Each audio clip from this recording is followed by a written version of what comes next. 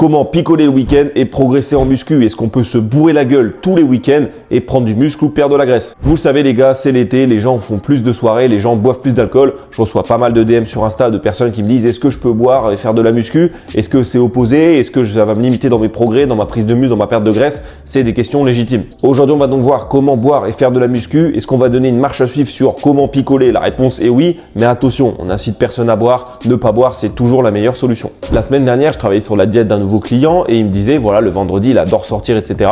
Et il adore la bière. Donc, il boit beaucoup de bière, etc. Il me demandait est-ce que je vais devoir arrêter de sortir? Est-ce que je vais devoir arrêter ça, etc.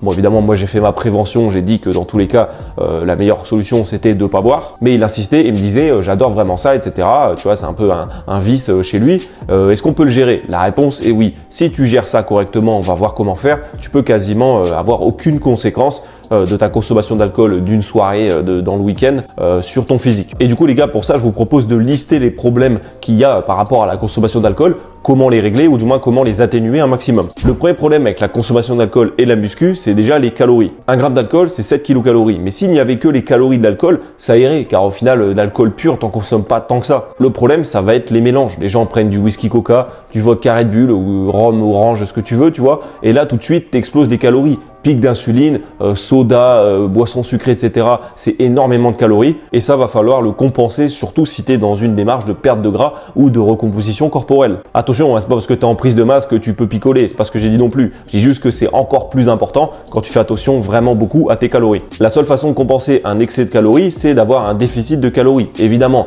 Donc là, comment tu fais? Ça va être avant ou après la soirée. On va faire en sorte de compenser en amont ou en aval du coup les calories apportées par l'alcool, les boissons que tu vas consommer. Évidemment, le mec qui va consommer 1 ou 2 whisky purs, c'est pas le même nombre de calories que le mec qui va s'envoyer 10-12 bières, tu vois. Évidemment, ça n'a rien à voir. Donc du coup, il va falloir un peu prévoir combien tu vas boire et calculer un peu les calories en amont, à peu près. Tu pourras pas être hyper précis, mais d'avoir un ordre de grandeur, une idée, ça va te permettre de jouer là-dessus en amont. La chose qu'il va falloir baisser, c'est en priorité les lipides, voire les glucides. Pourquoi les lipides? Tu vas me dire. En fait, quand tu consommes de l'alcool, le corps arrête de s'occuper des lipides, arrête de dégrader les lipides et on va dire que tout est stocké quasiment directement. C'est un peu vulgairement dit, mais la lipolyse, la dégradation des lipides ne se fait plus correctement. Et du coup, mieux vaut avoir consommé peu de lipides en amont et surtout pendant. C'est-à-dire que le pire à faire, c'est de prendre une cuite en bouffant une raclette ou un tacos, 4 viandes supplément sauce, un truc hyper gras. Ça, évidemment, c'est le pire. Le lendemain matin, ce que tu peux faire, surtout si t'as pas prévu ou t'as bu plus que ce que tu avais prévu, ce que tu peux faire, c'est réduire les glucides. Tu peux manger un peu moins de glucides,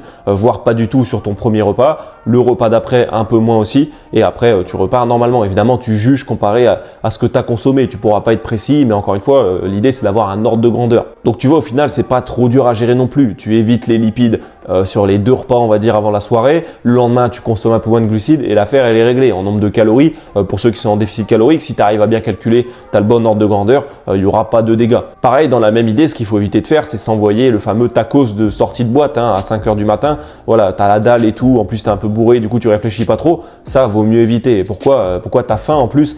C'est assez simple. Tu t'es envoyé des whisky coca, des vodka Red Bull, pic d'insuline. Automatiquement, ton corps, il attend un peu des glucides. Voilà, tu as faim plus facilement. Maintenant, le deuxième problème avec la consommation d'alcool, ça va être au niveau de ta récupération. Quand tu prends une cuite, tu récupères pas bien du tout à tous les niveaux. Je m'explique. Si par exemple, tu fais une séance jambes de 2 heures en fin d'après-midi à 17h et le soir, tu te bourres la gueule, de 1, ta séance jambes, elle sera beaucoup moins efficace. Il y aura beaucoup moins de gains musculaires apportés derrière. Et de 2, ta récupération au niveau des jambes sera beaucoup plus longue. Et même nerveusement, si tu as tiré dedans comme un malade, mais tu fais une nuit blanche et en plus tu te bourres la gueule, voilà, ta récup, elle est éclatée. Là, ce qu'il faut faire, c'est assez simple. Tu as plusieurs possibilités. Soit tu t'entraînes pas, tu fais en sorte de t'entraîner les jours d'avant ou les jours d'après pour que ça tombe sur ton jour de repos, le fait que tu sortes et tu boives. Soit tu fais juste du cardio, un truc tranquille, même du rameur, du vélo, de la marche inclinée, ce que tu veux. Ou encore, dernière possibilité, c'est de t'entraîner, d'accord, mais de faire un petit groupe musculaire sans faire très lourd. Tu vois, par exemple, tu fais une séance bras, tu fais une séance épaules. Voilà, ça va pas te détruire nerveusement. Le lendemain, tu peux t'entraîner assez dur, sans être dans l'abus encore une fois, sans être dans les extrêmes,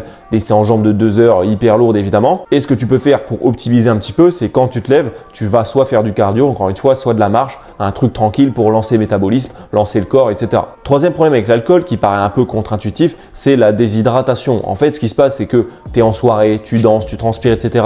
Tu vas boire un coup, tu bois de l'alcool, au final, ça ne t'hydrate pas du tout. L'alcool va notamment avoir un effet inhibiteur de la vasopressine, hormone antidiurétique, qui va te donner tout simplement envie de pisser davantage. Tu auras plus de volume dans les urines et le problème, c'est que l'eau, l'hydratation dans ton corps va baisser. Tu auras beaucoup moins d'eau dans le corps en fait. Et la déshydratation, ça a pas mal de conséquences sur la santé. En fait, ton corps, il tourne pas bien du tout quand tu es déshydraté. Tu prends les extrêmes, les gens qui font des gros running, etc., ils sont toujours en train de boire. Pourquoi? Parce que s'ils se déshydratent, ils peuvent tomber dans les pommes, ils peuvent avoir pas mal de problèmes derrière. Et c'est en grande partie pour ça, du moins c'est vachement lié, que le lendemain matin, si tu es déshydraté, tu auras une gueule de bois qui sera assez violente. Si tu as fait que de picoler, tu n'as pas bu d'eau depuis 12 heures, le lendemain matin, ça va être hardcore. La solution, tu l'as compris, c'est de boire de l'eau. Ça paraît con, on entend souvent un verre d'alcool, un verre d'eau. Pourquoi pas? Je pense qu'il n'y a pas vraiment de règle. Le plus important, c'est d'être sûr d'être assez hydraté. Donc, mieux vaut boire trop que pas assez. Pourquoi pas, avant d'aller chercher un verre d'alcool, tu bois un verre d'eau, pourquoi pas. Et le plus important, c'est à la fin de soirée, quand tu arrêtes de boire, d'être sûr tu peux même t'enfiler une demi-bouteille ou une bouteille d'eau entière, tu verras, ça va pas te faire de mal. Et encore mieux, assure-toi d'avoir une bouteille d'eau à côté de toi quand tu vas dormir, une grande bouteille d'eau, ça va te permettre de boire quand tu vas te réveiller parce que tu vas sûrement te réveiller et de pas être déshydraté, de pas avoir la flemme de se lever pour aller chercher de l'eau. Pour terminer, dernier problème avec l'alcool, ça va être au niveau du sommeil. Ça rejoint un des points précédents sur la récupération. Quand tu prends une cuite, ton sommeil, il est éclaté. Tu vas très certainement mal dormir, le sommeil n'est pas réparateur. Même si tu dors beaucoup, il y a de très grandes chances que tu dormes pas si bien que ça. Déjà, si tu sors à 5 heures, tu dors à peut-être 6 heures. Évidemment, dormir aussi tard, ou du moins aussitôt, ça dépend comment on voit le truc, mais c'est pas aussi bien que de dormir à 23h minuit par exemple. Le corps est fait pour dormir la nuit et pas l'inverse. Donc en plus le midi, tu vas te réveiller, tu t'es couché à 6h, tu te réveilles à midi, il y a de très grandes chances que tu te sentes plus fatigué que quand tu es parti dormir. Tu vas sûrement avoir un peu mal au crâne, mal au ventre, des nausées, etc. Voilà, ton sommeil n'a pas du tout été réparateur. Du coup, qu'est-ce que tu peux faire concrètement pour optimiser ton sommeil après avoir bu de l'alcool? Déjà, je te renvoie à ma vidéo sur le sommeil, on va pouvoir faire des parallèles. Le plus important, ce qu'il faut retenir, c'est de dormir le plus tôt possible. Même si tu pars de soirée à 6 heures, essaye de rentrer chez toi, de vite te laver, etc., de manger selon ce que tu veux faire, tu vois, et après d'aller dormir, de pas trop traîner, de pas se mettre un film, de pas traîner à ton téléphone, va dormir le plus tôt possible. Ensuite, comme je l'ai dit dans la vidéo sur le sommeil, tu fais en sorte de couper toutes les sources de lumière, toutes les sources de bruit. Tu mets des bouchons d'oreille, tu mets un masque sur les yeux s'il y a besoin, tu fermes tes volets, etc. Et l'idée, ça va être de répliquer un peu les conditions de la nuit. Et même si tu te réveilles, il faut que tu te forces à dormir. Tu vas pisser, tu bois un coup, etc. et tu rendors. Maintenant, pour ceux qui veulent pousser un peu plus le truc, tu peux prendre également de la mélatonine qui peut un peu te permettre, même s'il est 6 heures du matin, tu prends une bonne dose, ça peut te permettre de, entre guillemets, faire croire à ton corps qu'il est l'heure d'aller dormir. En tout cas, voilà un peu le topo, voilà les différents problèmes par rapport à la consommation de l'alcool et comment y faire face. Pour refaire un petit tour rapide, on a parlé de calories. On fait en sorte d'avoir un déficit calorique qui correspond à peu près à ce qu'on va consommer. Avant la soirée, tu consommes moins de lipides. Après la soirée, tu peux consommer moins de glucides si besoin. Au niveau de la récup, par rapport à la muscu, on évite de faire une grosse séance avant d'aller en soirée ou même le jour même. On peut faire une petite séance, voire du cardio, de la marche, etc. Et le lendemain, tu peux faire une petite activité assez tôt dans la journée pour lancer ton métabolisme, un cardio, une marche, etc. Et tu peux aussi t'entraîner sans pousser dans les extrêmes. Ensuite, on a parlé de déshydratation. Comme on l'a dit, c'est en grande partie responsable de la gueule de bois et du fait que tu te sens pas bien du tout le lendemain. C'est parce que tu es déshydraté ou tu as été déshydraté longtemps. Donc là, évidemment, la solution, c'est de boire pendant la soirée et surtout à la fin pour être sûr d'aller dormir en étant assez hydraté. Et justement, dernière chose, c'est le sommeil. Il faut se forcer à dormir en rentrant de soirée, dormir le plus tôt possible et de maximiser la qualité de ton sommeil avec les lumières, le bruit, etc. en coupant tout ça le plus possible et pourquoi pas en prenant quelques compléments alimentaires qui peuvent t'aider. Et donc, si tu fais tous ces efforts, tu mets tout ça en place quand tu vas en soirée, etc., tu fais attention aux différents points qu'on a énoncés, tu n'auras pas trop de conséquences sur ton physique, pas trop de conséquences sur ta pratique et même sur ta forme, ton énergie du lendemain. Attention, c'est pas parce que vous faites tout ça qu'il n'y aura pas de conséquences sur votre corps de manière générale. L'alcool est un poison, c'est pas bon pour la santé évidemment, sans vouloir faire le rabat-joie, et même en prenant toutes les précautions, consommer de l'alcool, même 2-3 verres, même régulièrement, contrairement à ce qu'on veut nous dire, c'est pas bon du tout.